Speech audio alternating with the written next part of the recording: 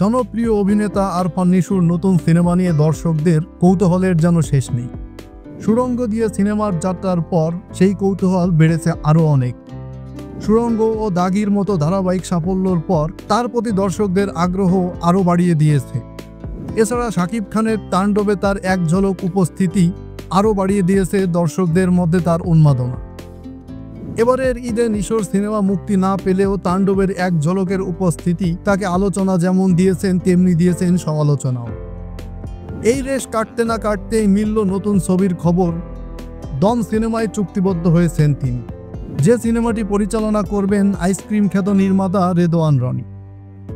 এই সিনেমাতেই দেখা যাবে চঞ্চল চৌধুরীকে। 2023 সালের ডিসেম্বরে যখন দম এর ঘোষণা দেওয়া হয়েছিল তখনই জানানো হয়েছিল অভিনয় করবেন চঞ্চল চৌধুরী। এখন নিশো যুক্ত হওয়ায় দর্শকদের বেড়েছে কৌতূহল, চঞ্চল চৌধুরী কি থাকবে নাকি বাদ যাবে এই সিনেমা থেকে। এই বিষয়ে নির্মাতা বলেন, চঞ্চল চৌধুরী থাকছেন এবং নিশোও থাকছেন। নারী চরিত্রে কে অভিনয় করবেন এই নিয়ে দর্শকদের মনে ঘুরছে নানা প্রশ্ন। কে হবে সেই মুখ? এছাড়া কবে ছবির শুটিং হবে, কোথায় হবে ছবির দৃশ্যায়ন, বিভিন্ন প্রশ্ন রয়েছে দর্শকদের মনে। রেদওয়ান রনি বলেন, শিল্পী নির্বাচন ও লোকেশন দেখার কাজ চলছে, অল্প সময়ের মধ্যেই সব ঘোষণা আসবে। আমরা চেষ্টা করছি খুব শিগগিরই শুটিং শুরু করতে। ঈদুল ফিতরে মুক্তির লক্ষ্য নিয়ে দম সিনেমার গল্প বাস্তব ঘটনা অবলম্বনে তৈরি হচ্ছে।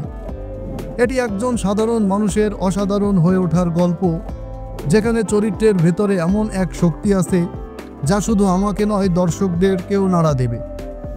এমন গল্পের সিনেমা বাংলাদেশে এর আগে হয়েছে বলে আমার জানা নেই।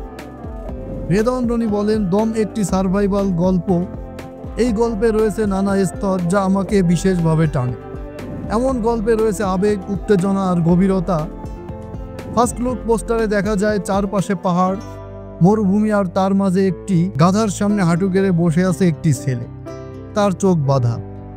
ধারণা করা হচ্ছে উন্নত জীবনের আশায় মধ্যপ্রাচ্যের বিভিন্ন দেশে পাড়ি দেওয়া প্রবাসীদের সংগ্রামের গল্পই ফুটে উঠবে দম সিনেমায়।